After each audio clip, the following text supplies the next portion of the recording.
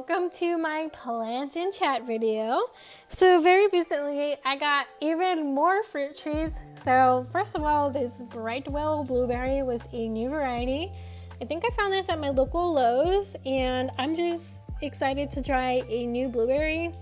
And I figure whatever I don't like, I can always give away or sell in the future. And so yeah, this is another variety that I'm adding. So I have like the Jewel, now I have the Brightwell, I have the Misty blueberry, I have an Emerald that I also got this past year, etc, etc. I mean, you can figure out what blueberries I have in my fruit tree tour. So yeah, go watch that video if you want to know. But this pot that I'm using was originally my Pink Lady apple, and it did die. I had bought it from Fast Growing Trees. It actually came in a container, like it had roots, it was established and everything. So Fast Growing Trees will ship you trees that are established in pots, and anywhere from like 1 to 2 feet to even 6 to 7 foot tall trees. And I think that's really cool. But I have had some difficulty with my trees that came from them, and this past year I did try some bare root trees, and I've seen how much they've taken to my climate better. They've been growing really well, and so I do question, you know, buying trees in pots and wonder if it's better to do bare root where I can, and whether they'll do better over time as well. I mean, there are a lot of factors, so I can't really say why the Pink Lady tree died, but one thing that I do think happened is when I got this tree, it was pretty big. Like the diameter of the trunk was so big that my pruners had difficulty cutting it. And so this is when I started learning about like the backyard orchard method, or the knee-high prune, which is a drastic prune. I was really scared to do it too, where you basically cut 2 feet off of the ground so that the tree starts branching at a low height, and so it produces the scaffolding branches. And so these are like your main branches. You want like at least 3 to 4 main branches for the tree to start growing out and out of. And I feel like maybe the tree was a little bit too mature if my pruners could hardly cut it. So maybe for a tree that was so mature, it was too drastic of a prune, and it just never seemed to recover or grow out after that prune. And I had done this in the, I think, fall or winter time as well. But anyway, so I did order a new Pink Lady apple tree, and so this variety will be coming from Stark Brothers. It's estimated to come in January when I'll be getting that replacement. And everything that I got from Stark Brothers so far is doing really well. So I'm definitely happy with them. Another thing that I tried this past year, because I ordered a bunch of fruit trees, I pre-ordered for 2024. So if you want to see that video, I have an online shopping video where I'm buying fruit trees online. I also decided to try Rain Tree Nursery, and the great thing about their online website, I feel like they are a lot better if you're into all like the nitty and gritty details, because they'll even tell you what rootstock the fruit tree is in. And if you know anything about fruit trees and rootstocks, most fruit trees are grafted onto rootstocks. And rootstocks will basically offer different benefits, such as vigor or disease resistance. And some rootstocks help with dwarfing a tree. So on certain rootstocks, a dwarfing rootstock will make sure that the tree does not grow to like 20 to 50 foot tall trees. I mean, each tree, you know, upon maturity will reach a different height, but dwarfing rootstocks definitely help for people with a small garden and a small space, and I think it's really cool. I will say that one thing that I learned is that you don't always want a dwarfing rootstock, because sometimes you can just get a regular tree on a regular sized rootstock, and as long as you just heavily maintain this tree, and it is a lot of work, you can keep them small. The cons of a dwarfing rootstock is that the tree could have a shorter lifespan, and maybe there are certain benefits that you might not be getting from a regular sized tree. And so these are like different things to consider. But anyways, I've gone on and on about that. So yeah, moving on. Sorry for that tangent. I bought a bunch of fruit trees from Rain Tree, and especially I wanted to venture into growing Blue Aries. and I got a Pluot and some other hybrids, a Nexaplum. I'm really excited about all of that, and I will say my partner and I have been trying different fruit recently. So from our local HEB, we got a plum cod and we got a blueberry, and we even tried a blood orange. And at the Asian market, we got a star fruit, we got a persimmon, a guava. I think that's it. So I really like the guava, but my partner thought it was quite bland. So I was like, okay. So at first I'm like, oh, am I gonna grow guava? Huh? And then they took a bite and they're like, I don't really like it. It's kind of bland. So I was like, fine, I won't grow it. So here's the finished result of the blueberry in its new home. It's been super rainy recently, so the soil around it was kind of saturated. So I'm just gonna leave it as is and I'll water it later. Now here's one of the mangoes that I got recently, the sweet tart mango. And I actually went on Etsy because I really wanted to try another Zill mango. And I decided to go for the lemon zest as well. So I purchased that, and that'll hopefully be coming in soon in the mail, which I'm really excited about. So anyway, back to our fruit tasting. Yeah, my partner thought the guava was bland versus I really liked it. It was a lot more flavorful where the seeds were versus like further away from the seeds as well. I noticed that. And then as for the persimmon, the worker didn't know anything about persimmons because I wasn't sure. I've learned that there's astringent persimmons and regular persimmons, and with the ones that are astringent, you basically want to eat them when they're like super mushy and overripe. Otherwise, it'll give you cotton mouth, and it's the weirdest feeling. Okay, so I will say we ended up with the astringent kind. And I wasn't really sure. Like I cut up 2 persimmons. One was more firm and one was more ripe. And so I ate the ripe one, and it was really good. I really enjoyed it. At first, the flavor was really subtle, but then it kind of tasted like a weak mango to me. And then I was like getting more sweetness from it. So with more bites, I really did start to enjoy it. But I will say that it wasn't like fully ripe all around. So in one of my bites, I got a less jelloed piece of persimmon, and like instantly like my mouth like caved in on itself, and it was chalky and bitter and weird and gross. And so that was a new experience. So I was like, oh, okay, this is an astringent persimmon. And I accidentally bit into like a less ripe piece of persimmon like 3 times in a row, and then I was like, okay, I'm done with this. I did make sure my partner tried the ripe part, and even he got like just a bit of unripe persimmon. So that was pretty funny that he experienced it too. And he wasn't a big fan, so I was like, okay, fine. I kind of pictured that I could grow persimmons, but you know, I want to get stuff that we're both going to enjoy, especially if we're trying like new fruits that I'm not entirely crazy about, that I'm like, I could go either way. So anyway, right here, I'm deciding to put my Carabao mango in the new pot instead.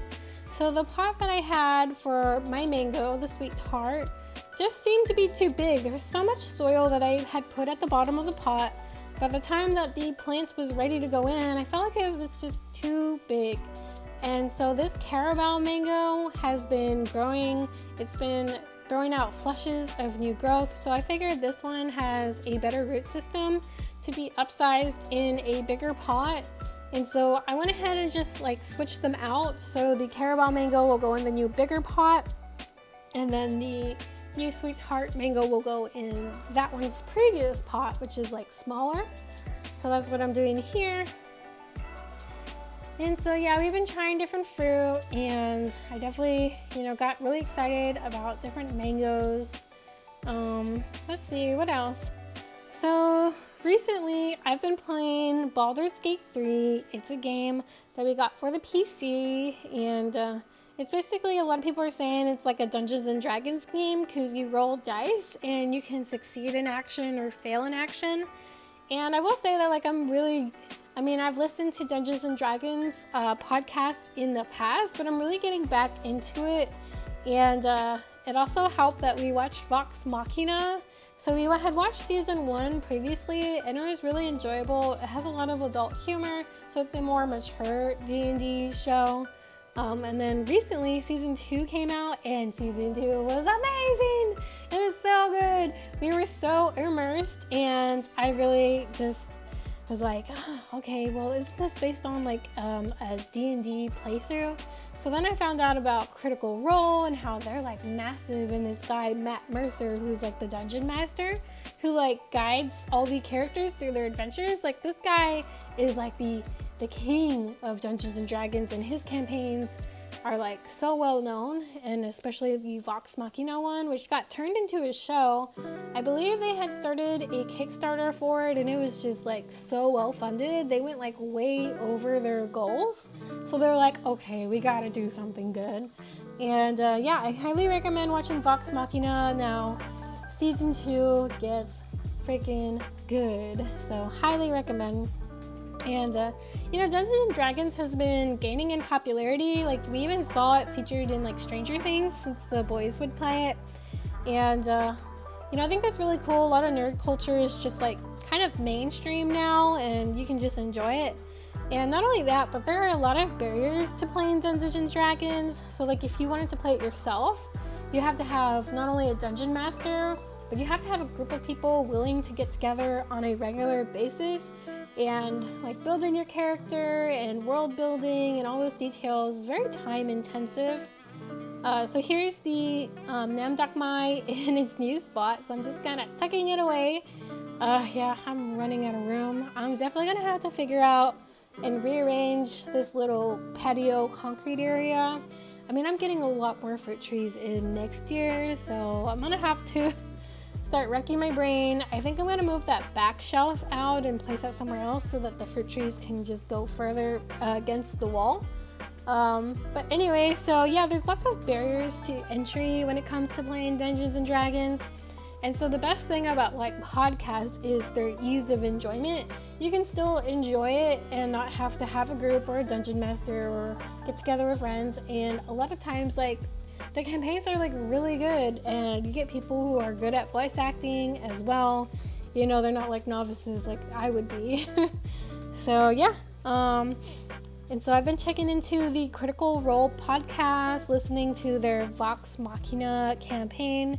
We've just enjoyed so much good shows this past year.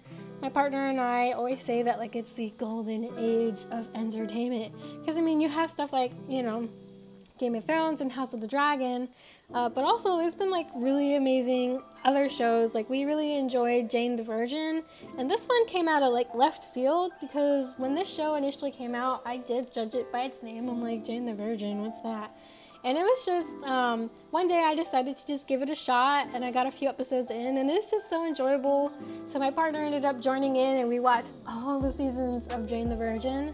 So it's definitely soapy, it's hilarious, it makes you want to laugh and cry at the same time. There's lots of good emotions and moments in this show, so I highly recommend that. Like, it is a fun show. It's a, you know, adventure. It's crazy because it's kind of like a telenovela, so there's lots of twists and turns, and it's just such a fun show. Highly recommend.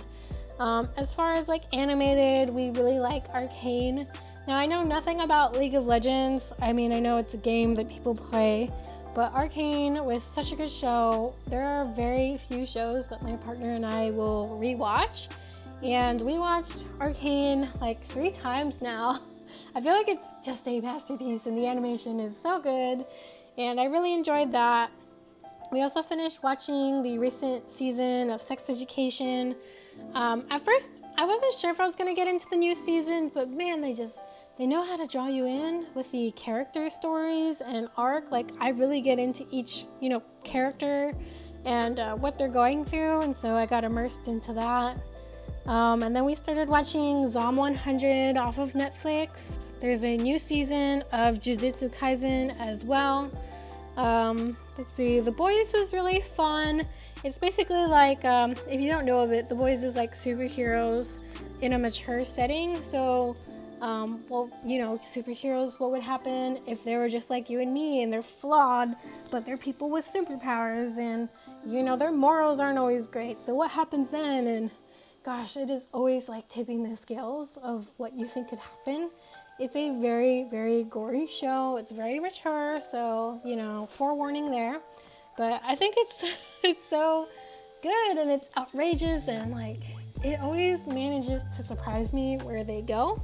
And they just came up with a spin-off of The Boys as well, where it follows a bunch of teenagers. So we watched the first episode of that, and we also saw Invincible, which is a animated basically series off of a comic book. And so again, it's a superhero story that is kind of like more dark as well. So definitely an adult watch. And then Harley Quinn, same thing, adult show.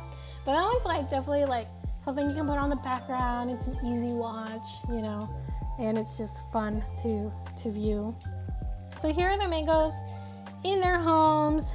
I have this sweet tart right here in this smaller pot. I gave it that knee-high prune, which was like, I kept measuring to make sure I was doing it right. So I was like, okay, I guess I'm gonna chop off that much. And then here is the blueberry in its new home. And so, yeah, that's pretty much everything. And I have my audience here, my cats, who are watching and supervising me. There's Freya up at the top, Feist right there at the bottom, my little baby. She puts me to sleep every night. And so as far as the catio, all the cats have pretty much figured it out now. It's pretty awesome. They all know how to go in and out. Fenry, who's coming out right now, she's pretty much in the catio like 90%, I mean even like 99% of the day. Like that's her little spot on that ledge right there. And I'm just so happy for her. I'm happy that they're enjoying the catio, and now they're all going in and out. And Freya's just getting bigger and bigger. Pretty crazy.